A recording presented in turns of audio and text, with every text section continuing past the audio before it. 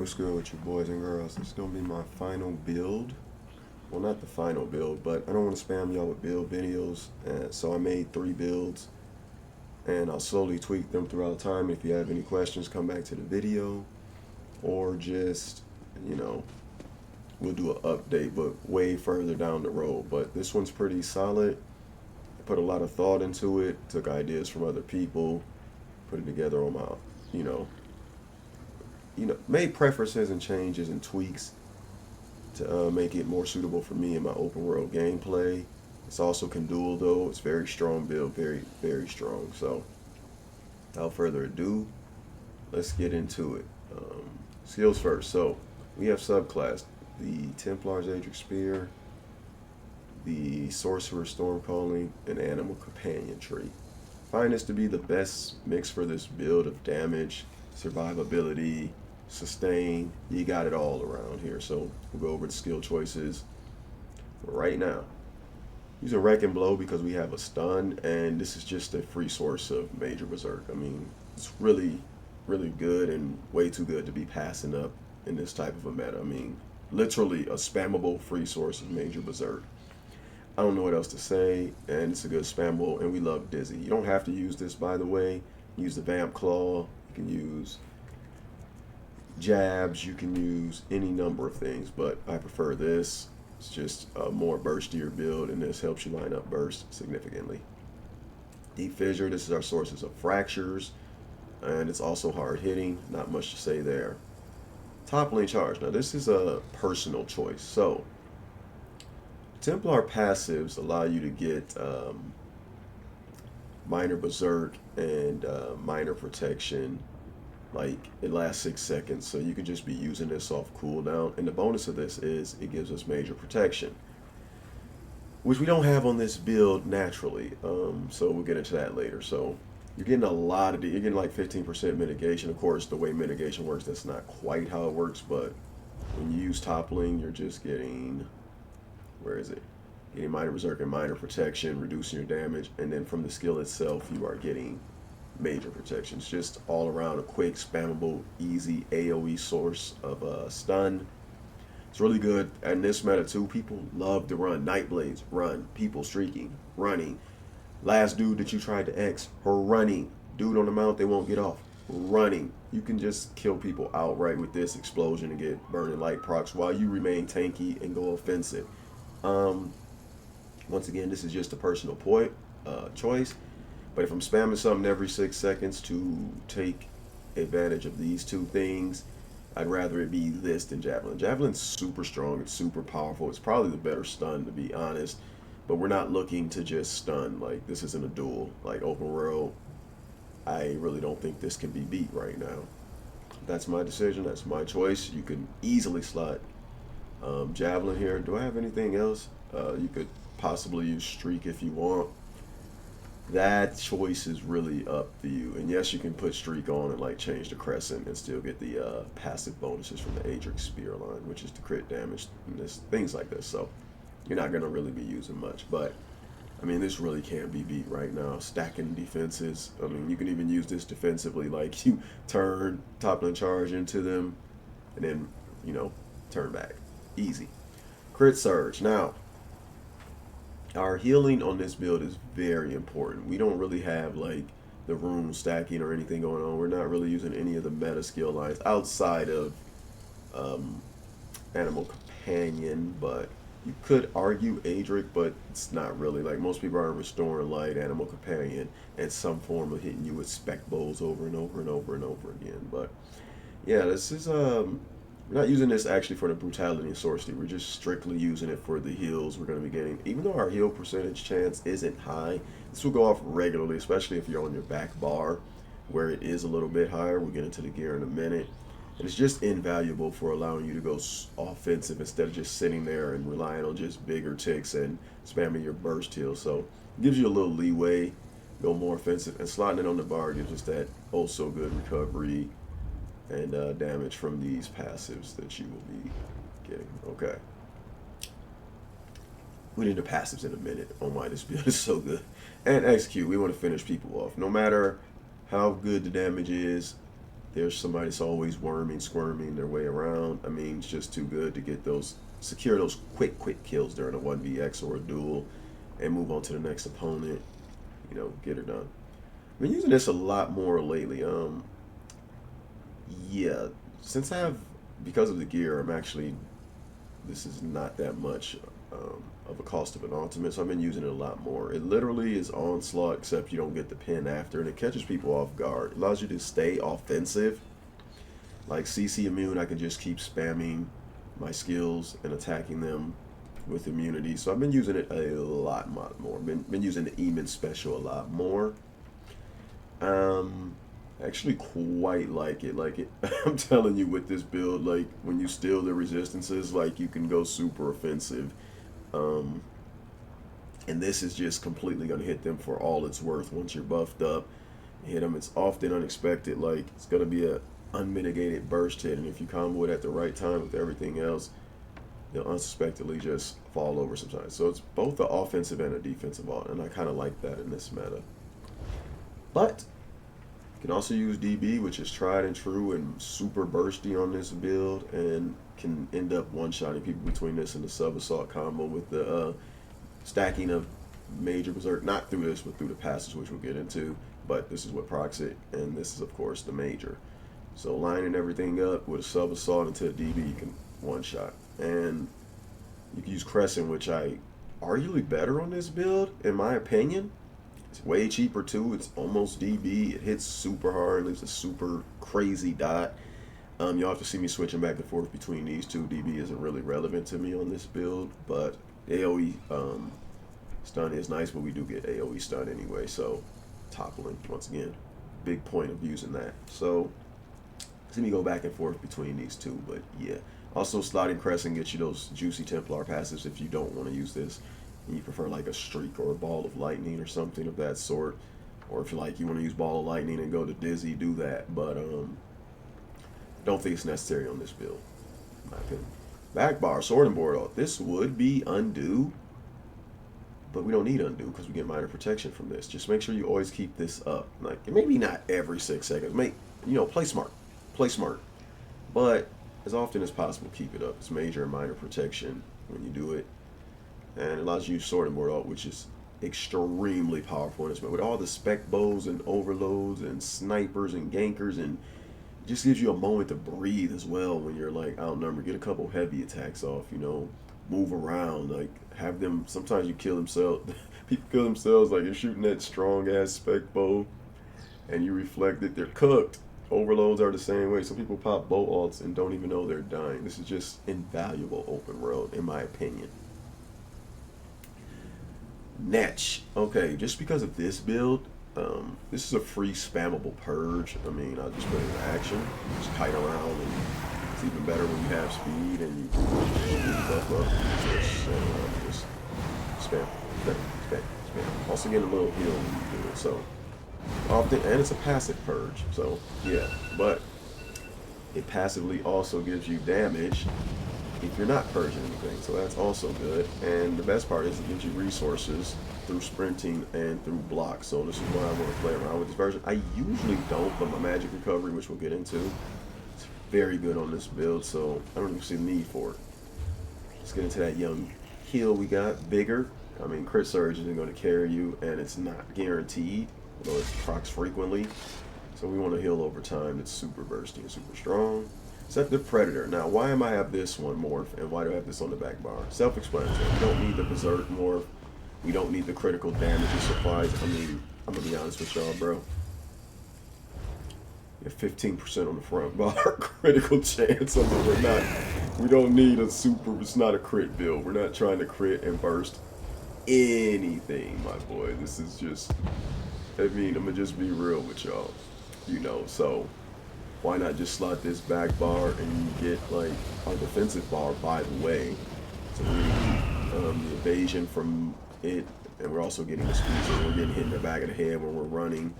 That damage is often being reduced, and we don't have to kind of like switch to our squishy bar and apply speed and then switch back, which those seconds are invaluable in the world, in my opinion. Just keep running, keep sprinting, and while we're using our purge, keep running, keep sprinting. Purge, bigger, Go into our burst heal. Go back, rotate instead of like going to our squishy bar and leaving ourselves vulnerable. Once again, it's not needed. If you want to put it on the front bar, fine. You can easily switch crit surge to the back bar. Not lose out on anything but low damage. But yeah, Flames is just better back bar. Yo, let's get into it. But it's also a speed buff. It just does so much. Very good skill. Hurricane. I like this armor buff. I mean, it's a lot of damage. People don't even know this is a lot of damage, just passively, a lot of damage and pressure. And it makes us fast. So, keep that in mind. And it's also our armor buff. And these two combined, you get some really good speed out of this build, but it's not all the speed we have. Now, Burst Heal, Healing Soul. Right now I have Druids on. I was testing it and I don't like Druids. So the base class for this is Warden. And you always want it to be Warden. So what you want to do is switch out Druid's Resurgence for Warden class mastery. It stuns, it CCs. You're like, King of Games, you have a stun. Yeah, but you're under back bar pressure. You're not often able to use it, right? But you can use the stun from the Warden's class mastery defensively. At the same time, you're snaring them. And at the same time, you're healing yourself. Like you're spamming this anyway, which I'm going to get into another point. When the Warden class mastery isn't able to CC them, which is when they're under CC immunity, you're getting Zerd and you just stunned a big group, or you even stunned one guy, it will proc resource restore to you. Now, why is that important? Well, when you're spamming, this costly ass skill that's 5k, you'll immediately be refunding Magicka and Stam to yourself, so it won't be as costly. Or if you just casually just need a burst of resources and you're kiting around something, it's super good for that. It's a win-win situation. You're either stunning people and getting them off your butt cheeks, or you're turning and burning them with the stun and they don't know what's going on, or you're restoring resources to yourself. It can't be beat. I've been testing Druids, like I said. Druids is good as well if you don't have the Warden class mastery. I realize people don't want to grind. That's why I have it set up like this. I have it set up like this because you can walk into the Mages Guild, get this script, and say, I'm done with it. Some people don't want to go grind 50 scripts. My boy Nice just did it and was a pain in the ass. It took him a week to do. He was coming back to ESO.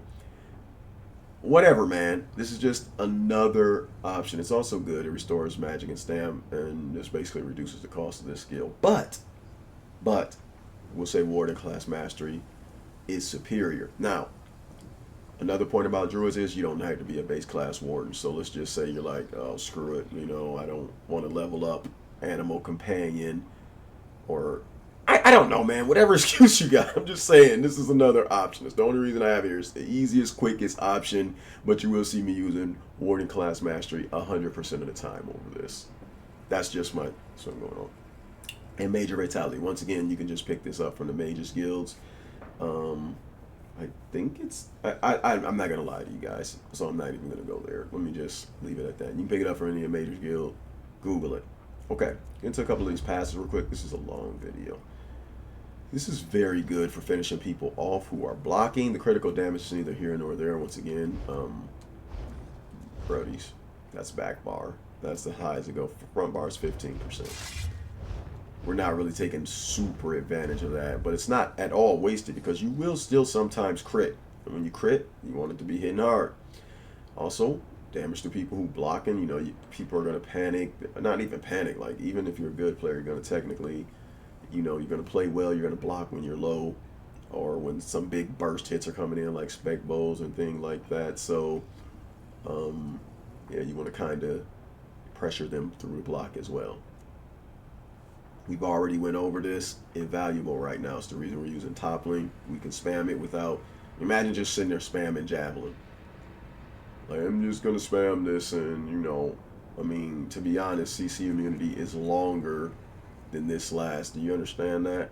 So you would have to spam Javelin when they're not even CC immune to keep this up, and you're getting not much benefit, versus toppling where you get all the benefit whether they're CC immune or not. You're going to get these and you're going to get major protection. Bars. Burning light is going to help us keep up a lot of pressure. It's one of the reasons Crescent is so good. It's one of the reasons we're constantly attacking and pressuring our major, our minor, our beetles. And that's why one of the reasons I think Crescent is super strong on this build.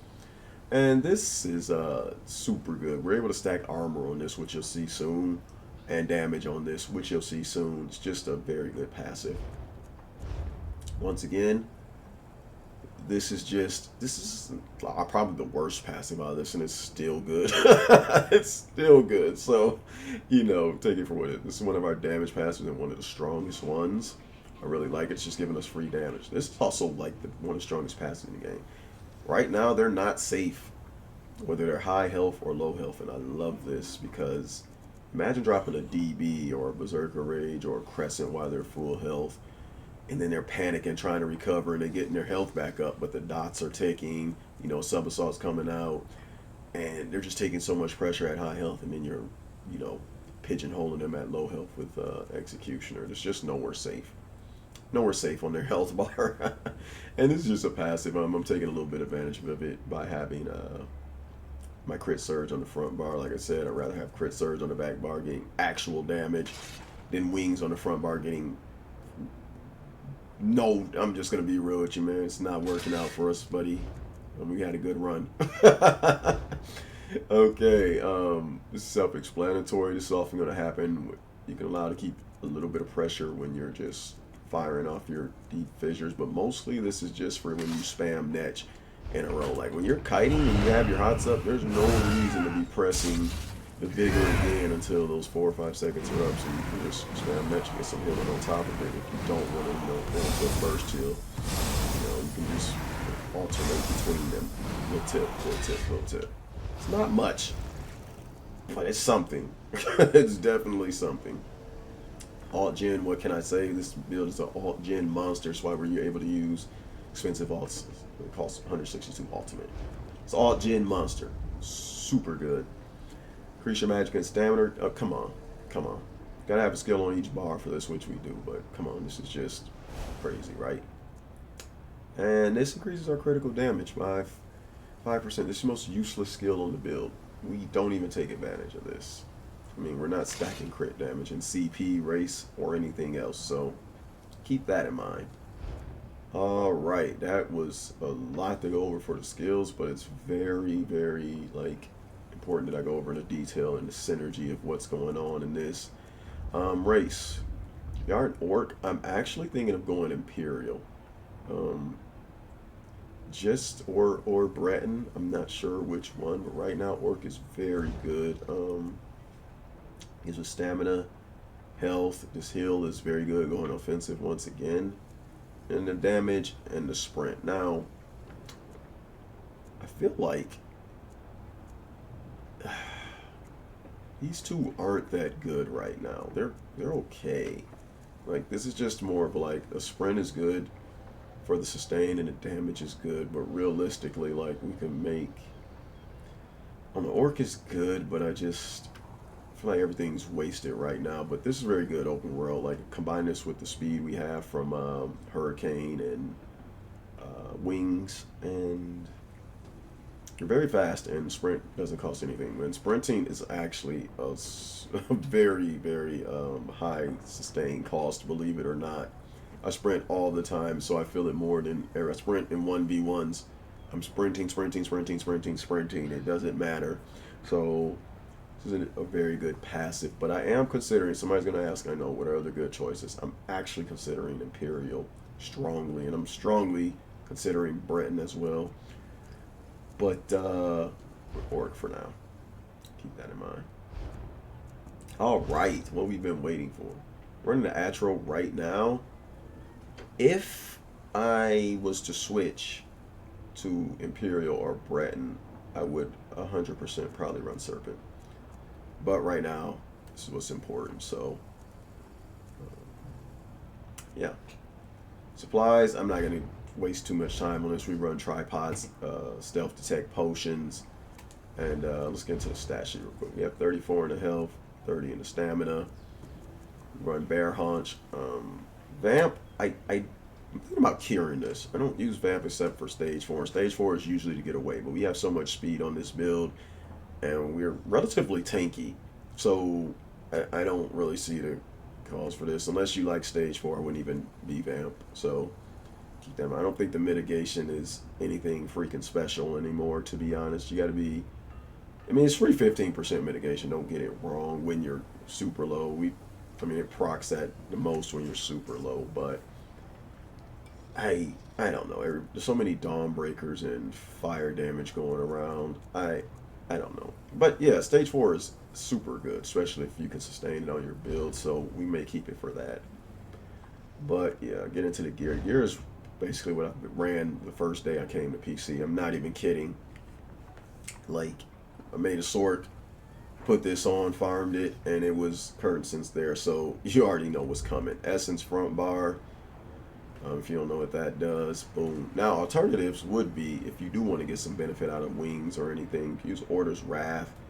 I wouldn't say use mechanical on this build, but yeah, Order's Wrath is a good substitute. I was going to say Shattered, but I think Orders is better than Shattered. So yeah, and you'll probably have high enough crit chance to swap out a Mythic or something like that. So keep that in mind, but I like Essence on this build.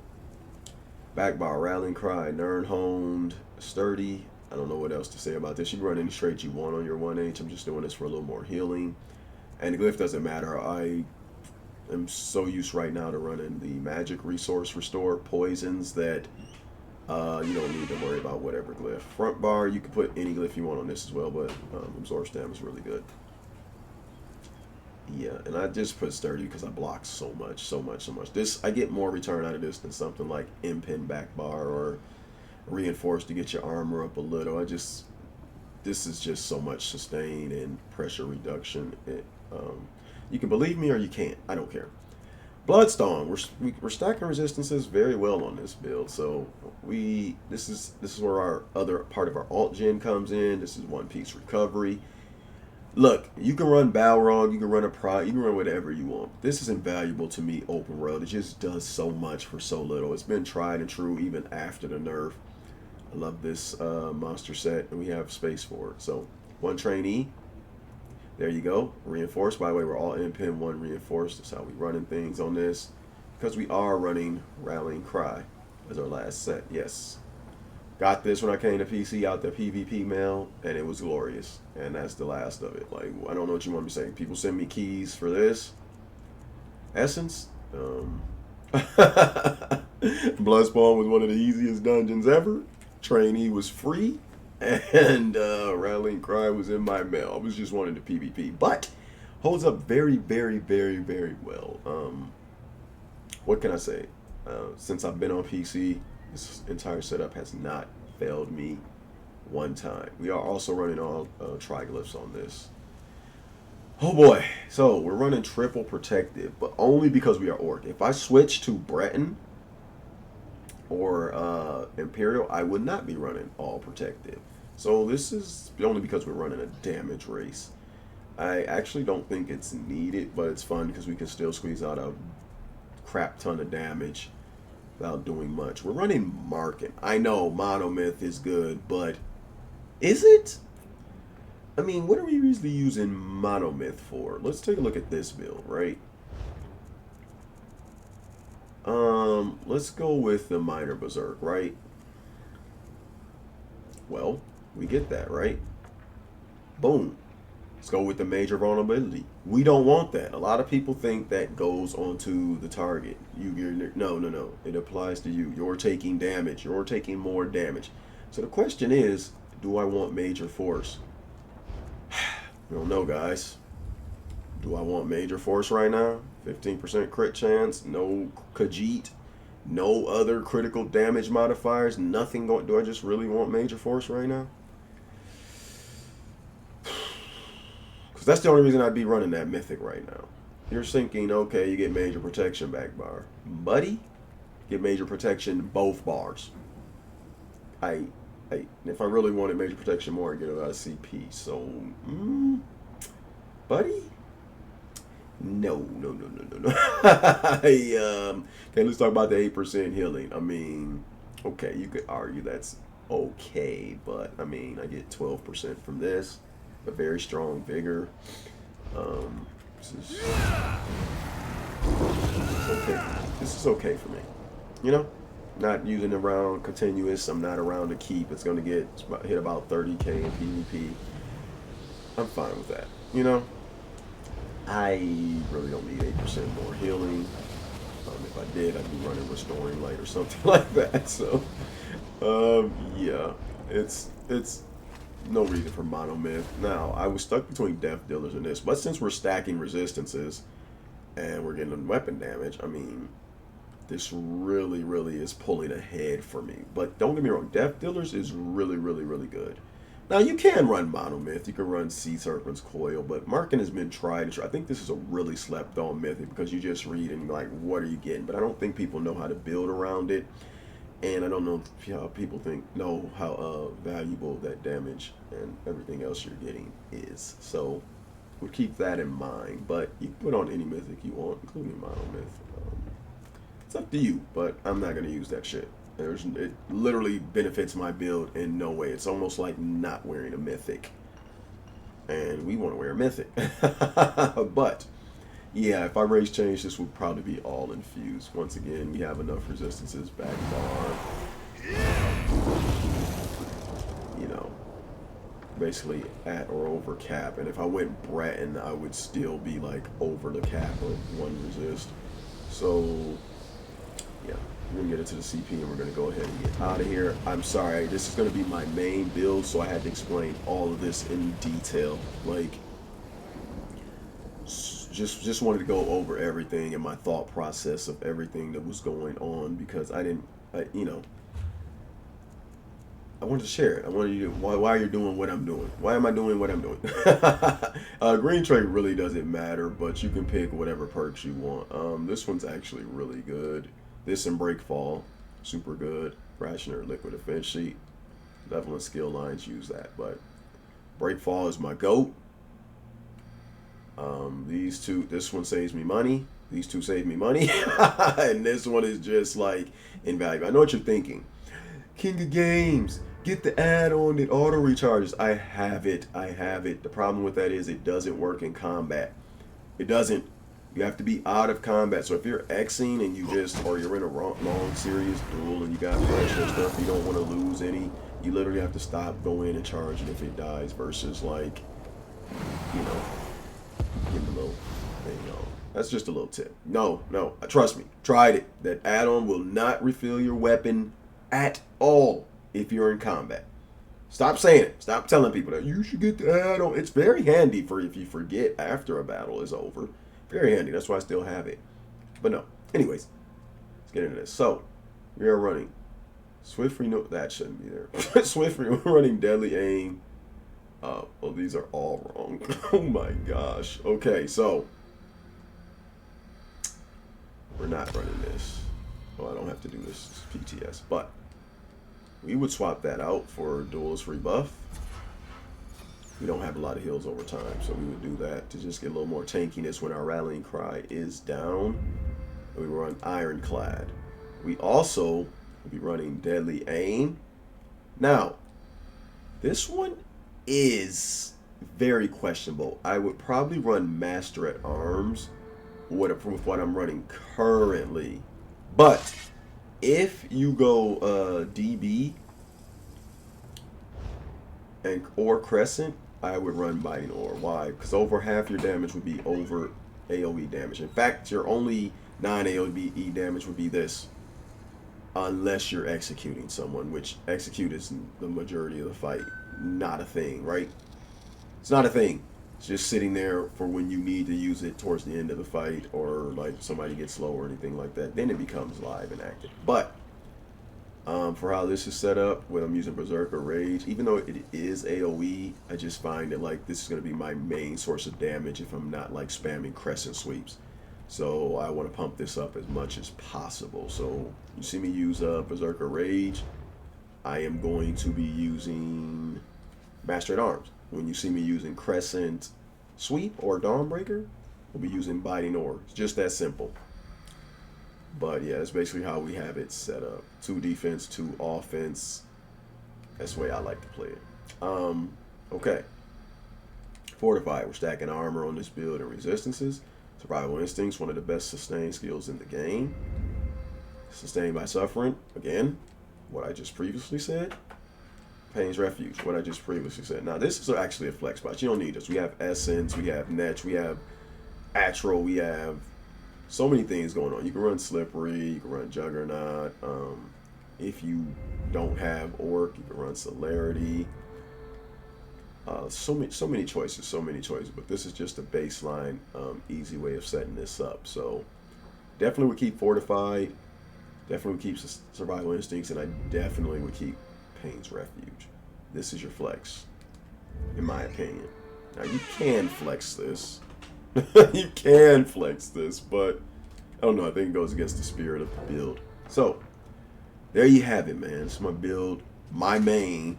I love Dragon Blade and I love Warplar, but this is my main. I love it. I play a lot of it. It has high damage, high survivability, high sustain, high mobility, everything you want for 1vx gameplay, which is what we do on this channel. They can hold its own in 1v1s. All right, that's gonna do it for me. It's your boy KLG out. Until next time, stay safe. Peace.